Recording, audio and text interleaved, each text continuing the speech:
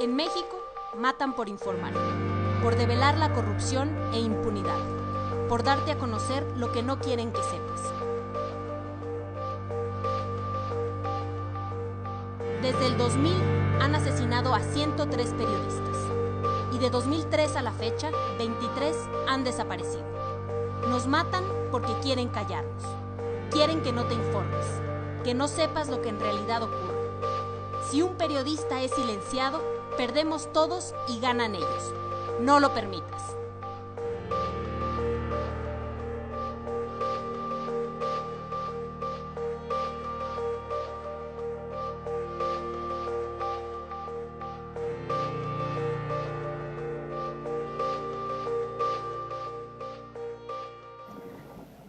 Hola, yo soy Ixchel Cisneros, directora ejecutiva de CENCOS. CENCOS es una organización de comunicación social que desde hace 53 años se dedica a dar espacio a organizaciones de la sociedad civil y a movimientos sociales para visibilizar agresiones, violaciones a derechos humanos o agresiones a ciertas comunidades en todo el país, incluyendo a los propios periodistas.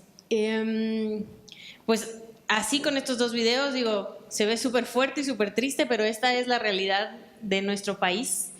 Y justo mucha gente pudiera decir, como, ¿por qué si en este país matan a todo el mundo, tendría que importarnos que maten o que agredan a los periodistas?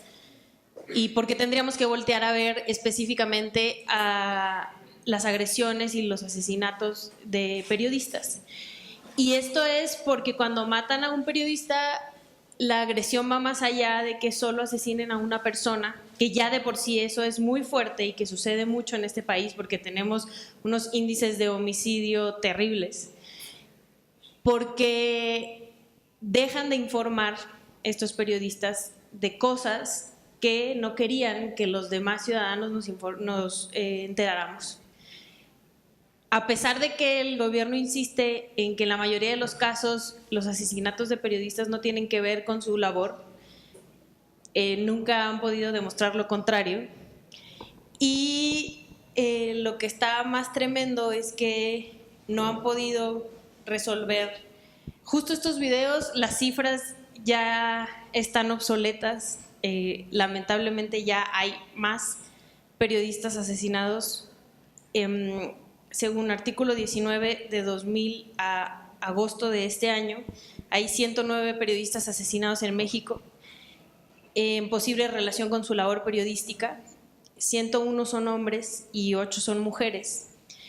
Pero yo no sé si ustedes tengan conocimiento de que en México tenemos una fiscalía especial para investigar los delitos de agresiones a periodistas, que se supone que se dedica a resolver este tipo de casos, y en su último informe tenía un reporte de 798 denuncias, de las cuales el 99% estaban impunes.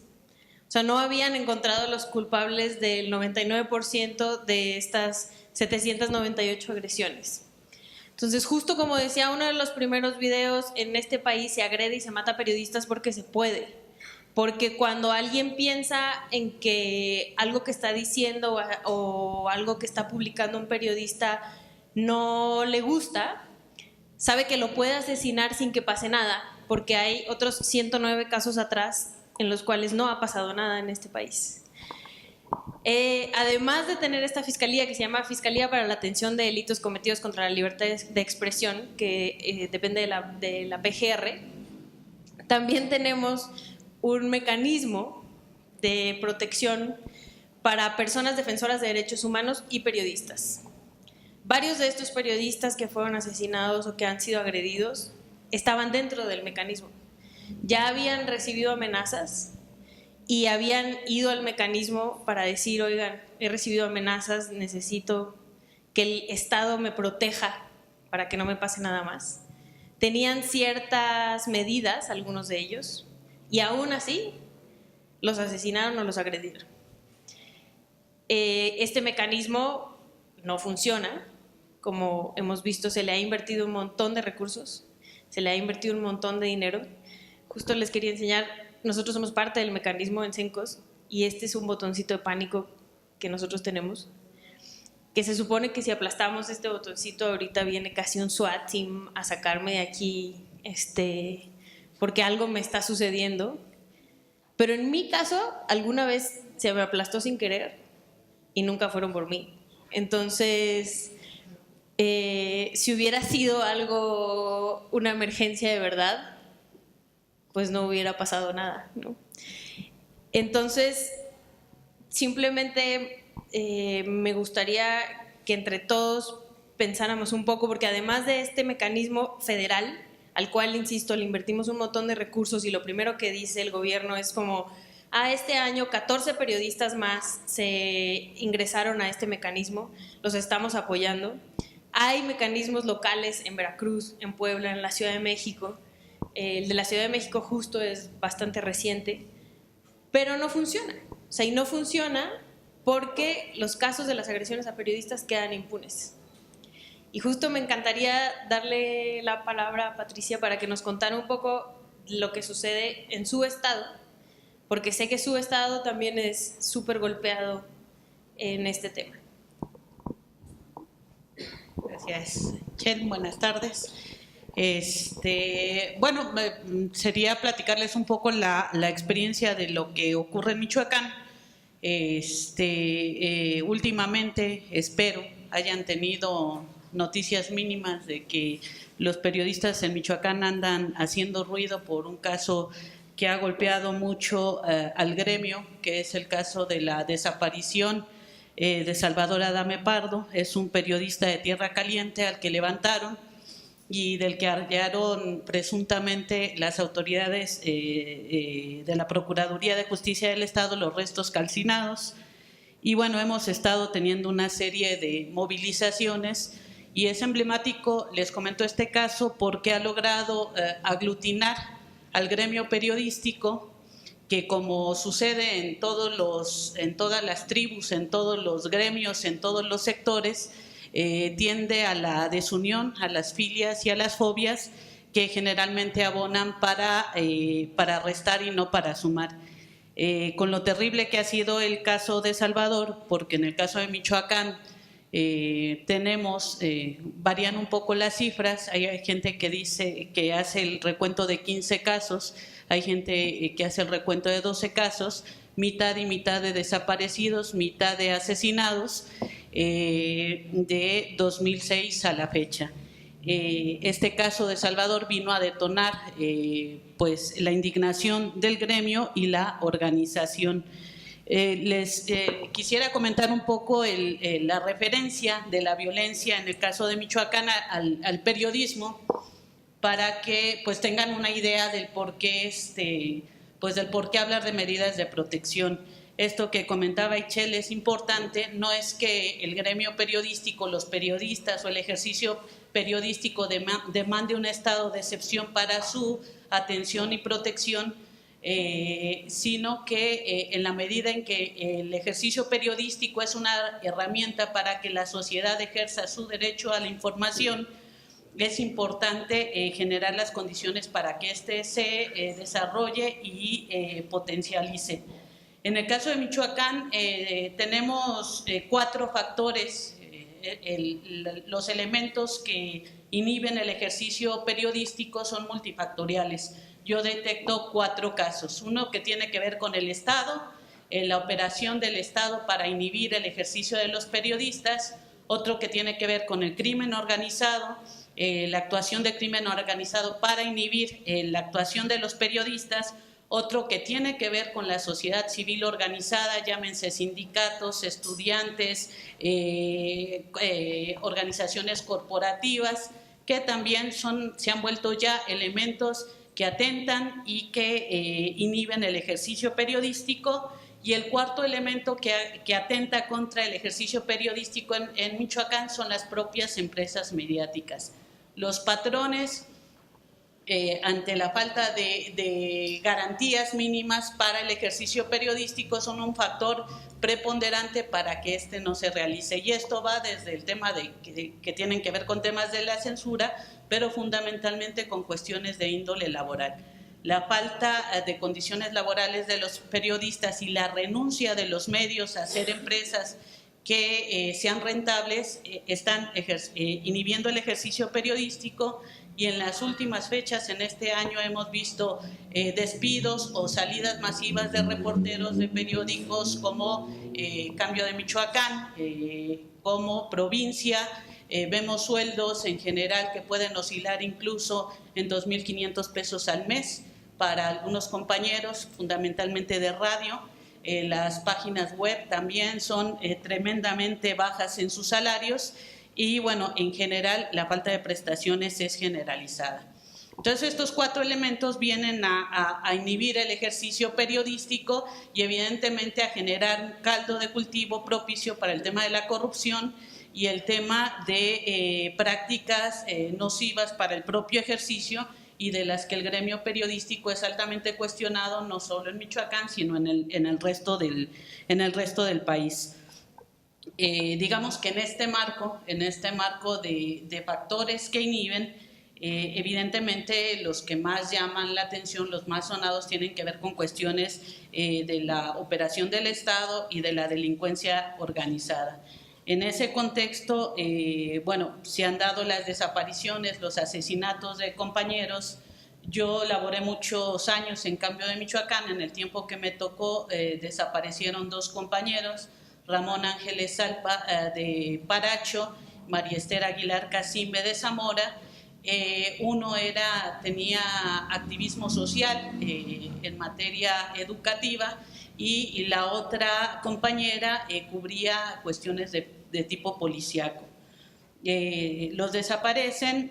Nosotros, a raíz de la desaparición en 2010 de Ramón Ángeles Salpa, tuvimos en Michoacán una incipiente organización, y en ese entonces era el gobierno de Leonel Godoy el que estaba. Logramos sentar a Leonel y para que asumiera compromisos en torno a informarnos de qué iban los procesos de investigación de los compañeros periodistas. Es la única ocasión, en el caso de Michoacán, que un procurador ha rendido un informe mínimo sobre los avances de investigaciones de los casos de periodistas. Nos hallábamos cosas, por ejemplo, de un compañero que masacraron a balazos, donde la investigación señalaba que era por lío de faldas, pero pues era una cantidad como de 150 casquillos, una cosa así. Entonces pues debió haber sido muy pasional para tal cantidad de disparos, ¿no? En el caso de Salvador Adame, que es el más reciente, Salvador contaba con un mecanismo de protección por parte de Artículo 19, que es una organización no gubernamental que está enfocada a la atención de temas de violencia contra los periodistas, pero bueno, pues evidentemente estas medidas de protección fueron insuficientes porque pues desapareció, y hoy las autoridades lo dan por asesinado. Prácticamente en el caso de Michoacán no existe ningún periodista que pueda señalar que no ha sufrido algún tipo de agresión de alguno de los agentes, de los actores que les comentaba de inicio. Hay compañeros que han sido atropellados intencionalmente, hay compañeros que los frenos les han sido arrancados de sus carros, hay compañeros que los han golpeado. Digamos que lo menos grave para un periodista en Michoacán es que te amenacen, porque cuando te amenazan por lo menos hay una alerta de que tienes que tener cuidado, porque en general el que hace y opera pues no avisa, ¿no? Va y lo hace, y cuando alguien te amenaza por lo menos pues tienes el consuelo de que te avisan y ya sabes que cómo comportarte o qué medidas tomar. Existen toda esta discusión de los mecanismos de protección, hay una enorme discusión a nivel nacional de los mecanismos de protección. Nosotros a raíz de la desaparición de Salvador Adame el 18 de mayo pasado, un día antes nos estábamos manifestando por una convocatoria que hubo a nivel nacional por el asesinato de Javier Valdés. No bien acabamos de marchar cuando nos enteramos que habían desaparecido a Salvador, y entonces gracias a las redes sociales, gracias a que existe el WhatsApp, digamos, ese fue el motivo de organización, de posibilidad de organización de gremio periodístico en Michoacán. Si no existiera el bendito WhatsApp, ponernos de acuerdo sería enormemente complicado porque el WhatsApp nos permite la inmediatez, que de otra manera sería muy complicado. Salimos a manifestarnos por el caso de Salvador y a través de un grupo de WhatsApp conjuntamos la fuerza de 300 periodistas de Michoacán. Este grupo permanece y es la vía, es el mecanismo, digamos, de protección que hemos generado, en donde se han hecho planteamientos de diferente índole. Desde nuestra perspectiva y lo que nosotros hemos estado explorando es que la petición a que sea el Estado el que te brinde, el que te provea de los mecanismos de protección es una ficción, porque el Estado es uno de los agentes que inhiben el ejercicio periodístico. Por una parte, pedir que el Estado te proteja, te provea de seguridad, de botón de pánico, implica que finalmente tú des tu consentimiento para ser supervisado por el Estado que te está inhibiendo tu ejercicio.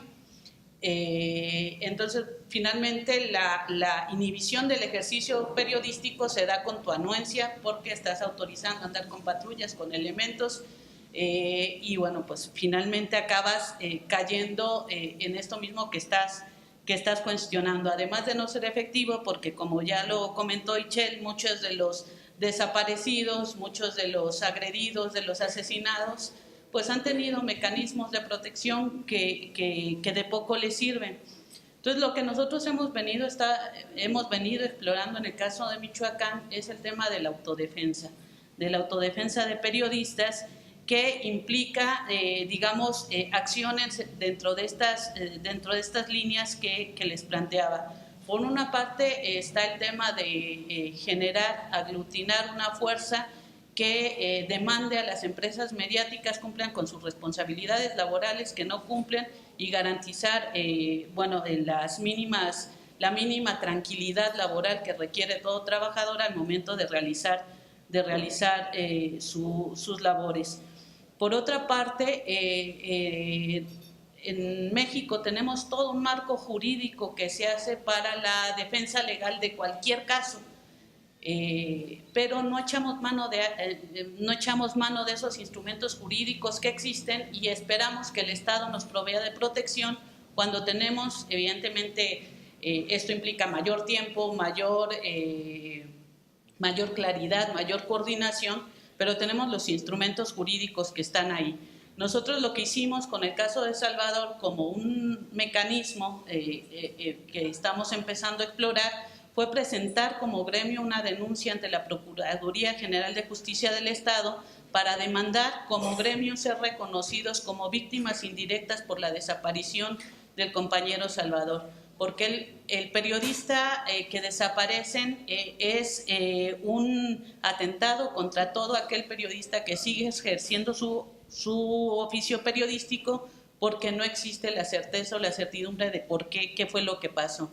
Entonces, un mecanismo no solo solidario sobre la familia que queda en la incertidumbre de la desaparición de su compañero, sino como una acción también de autoprotección, es dar la batalla desde el ámbito legal para que a través de ser reconocidos como víctimas indirectas, poder entrar a supervisar los procesos de investigación que no se realizan como debieran, y generar líneas de acción para que las procuradurías, en este caso la estatal, asuma las responsabilidades que le tocan. Es decir, en el caso de Salvador, uno de los presuntos sospechosos, señalados, que se ha requerido que se llame a declarar es el alcalde de Mújica. Salvador era periodista en Mújica, y una de las líneas que tiene que ver con su trabajo periodístico implica las críticas al alcalde. Se ha exigido como gremio, además de la movilización social que va a la par de la acción jurídica, que se llame al alcalde a declarar y que rinda cuentas. Ante la omisión de la autoridad, entonces entra el periodista, el gremio, bajo esta línea de víctima indirecta, para presionar que las autoridades hagan aquello que están dejando de hacer en los procesos de investigación. Pues bueno, no es tan sencillo, ¿verdad? Porque la Procuraduría no nos ha reconocido el carácter de víctimas indirectas, tiene que emitir un acuerdo donde nos diga si aceptan o no que tengamos ese carácter. Nosotros evidentemente queremos que nos dé una respuesta, sea positiva o sea negativa para que este asunto podamos recurrir al Poder Judicial y ahí generar criterios, incluso de jurisprudencia a futuro, que establezcan mecanismos. Dentro del ámbito legal también consideramos que se requiere una reforma a los códigos penales, tanto federal como de los estados, donde se tipifican las agresiones a periodistas.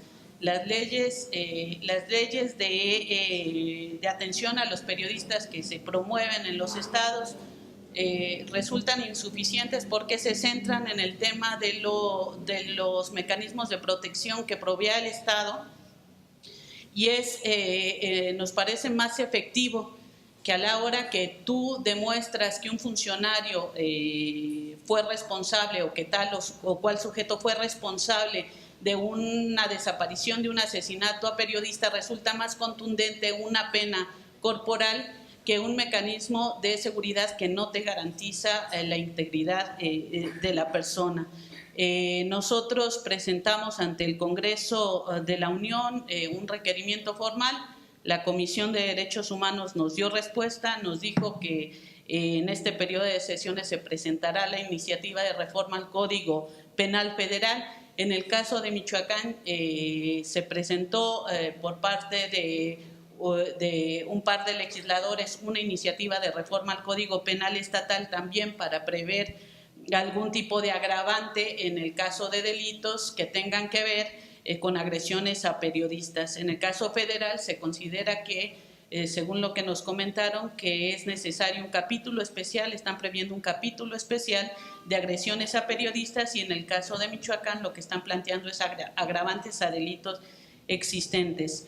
Otra son los mecanismos de organización propios que uno puede generar a través de alertas en situaciones que nos parezcan de riesgo, movilización a partir de situaciones que nos parezcan de riesgo o de alertas que estén haciendo los propios compañeros. Por ejemplo, el día de hoy tenemos dos casos, en el caso de Michoacán, de alerta, una agresión por parte de un líder sindical de la Universidad Michoacana, donde abiertamente amenaza a un compañero, el señor Tena, pero además tiene la desfachatez de escribirlo y hacerlo público, y el caso de otra compañera que cubre la fuente del Congreso, en donde pues aludió a la vicepresidenta de la mesa directiva que su esposo está detenido y sujeto a proceso por vínculos delincuenciales.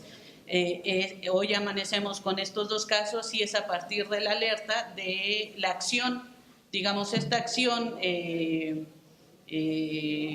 de movilizaciones, de desplegados, pues no puede ir alejada a una acción legal, concreta, efectiva, que nos permita resultados, porque si no nos quedamos en el plano sentimental y afectivo y sucede que gastamos fuerza con la movilización, con la marcha, sí presencia, pero es en el ámbito pues de los propios elementos legales, jurídicos que tenemos, donde consideramos puede haber la efectividad. Pues yo concluiría un poco con esto. El planteamiento desde Michoacán y la convocatoria incluso que llegamos a hacer a medios a compañeros del gremio nacional es dar la defensa desde el ámbito jurídico. Incluso nosotros fuimos el 1 de julio, a raíz de la desaparición de Adam, el 1 de junio, perdón, a la Ciudad de México, donde emitimos un pronunciamiento a los compañeros de gremio para que todos, en todos los estados, presenten denuncias amparados en el artículo 110 del Código Nacional de Procedimientos Penales como víctimas indirectas en todos los casos de compañeros desaparecidos o asesinados, y empezar a establecer un diálogo diferente con el gobierno federal y con los gobiernos del estado, ahí donde se gesta la impunidad, que es en los procedimientos de investigación, que finalmente es donde hay que librar las grandes batallas contra la impunidad. Sería ese el comentario y pues le paso el micrófono. Justo nada más para antes de pasar a las preguntas y respuestas, a mí me gustaría ahondar en algunas cuestiones que ya platicaba Patti. La verdad es que lo que está funcionando ahora es que los periodistas estemos formando estas redes como mecanismos de defensa en los estados, pero también nacionalmente, como no solo para reaccionar, sino también para defendernos, sino también para salir a las calles, sino también para hacer coberturas juntos y que no nos agarren solitos y en despoblado. Pero yo no dejaría de verdad de insistir en que sí, el Estado está obligado en brindarle la seguridad no solo a los periodistas, sino a los ciudadanos en México, porque si le quitamos esa responsabilidad al Estado es mucho más fácil que hagan lo que ya hacen, que es lavarse las manos. Y, por ejemplo, cargarle la mano a organizaciones como Artículo 19, cuando entonces ahora, que es una organización internacional que sí apoya a los periodistas cuando los agreden, pero no es la obligación de Artículo 19 apoyar a estos periodistas, sino que simplemente ellos están aquí justo porque México es uno de los países más peligrosos para ejercer el periodismo en el mundo, y por eso hay una sede de Artículo 19 aquí tan grande, porque además es una oficina bastante grande. Pero aún así, quien debería de estar viendo por qué en este país se agrede y se asesina a periodistas es el Estado. Y sí, en muchas ocasiones, en la mayoría de las ocasiones, quien agrede es el propio Estado, pero aún así los ciudadanos deberíamos de presionar, porque si no, entonces el Estado se va a convertir en un Estado fallido y ellos van a tomar el mando de nuestro país, y como ciudadanos tenemos que exigir, porque es nuestro país, no su país, que además lo mueven con nuestros recursos, y todo ese dinero que utilizan para estos mecanismos que no funcionan, para esta fiscalía que no resuelve casos de agresiones a periodistas, lo resuelven con nuestros recursos, con nuestro dinero. Entonces sí creo que tenemos que organizarnos, porque ya nos dimos cuenta que el Estado a corto plazo no nos está resolviendo las agresiones, ni los asesinatos, ni los secuestros, ni las desapariciones de las y los periodistas en México, pero aún así no podemos dejar de exigirles su papel, porque ese es su papel. Nos tienen que brindar seguridad, tienen que hacer algo con este país.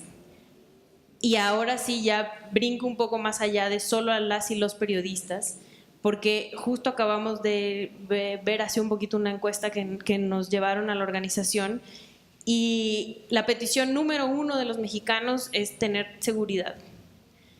Entonces, quien puede brindar seguridad y quien constitucionalmente puede brindar seguridad es el Estado. Hasta el momento, y justo acá en Michoacán, les ha ido bastante mal a quien ha tratado de autodefenderse, a los ciudadanos que han tratado de autodefenderse. Entonces, justo nosotros como ciudadanos tenemos que presionar para que esto funcione.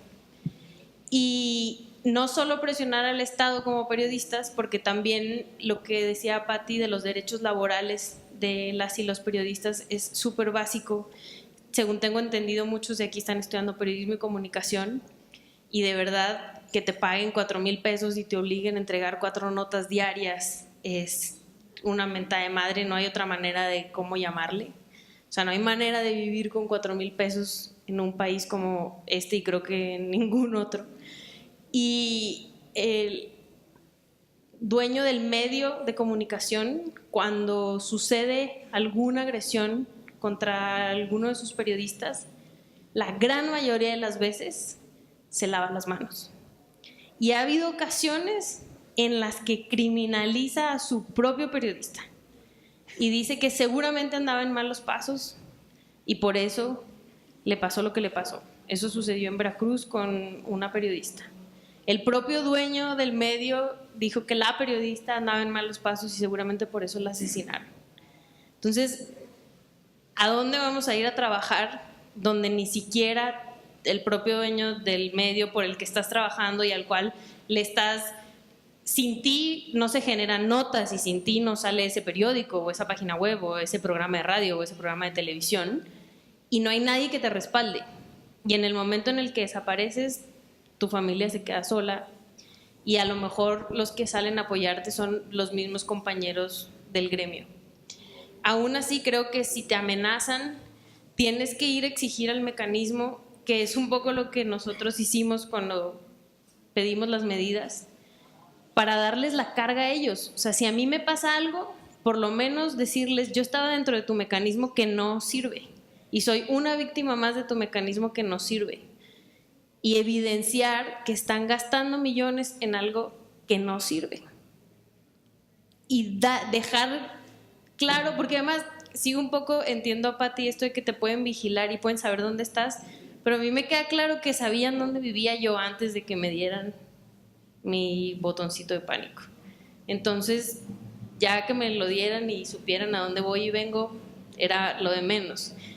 Justo de lo siguiente que quería hablar era el celularcito que está ahí y va un poco de ya las agresiones a los periodistas son tales que el propio gobierno utiliza softwares millonarios para espiar a periodistas y a defensores de derechos humanos.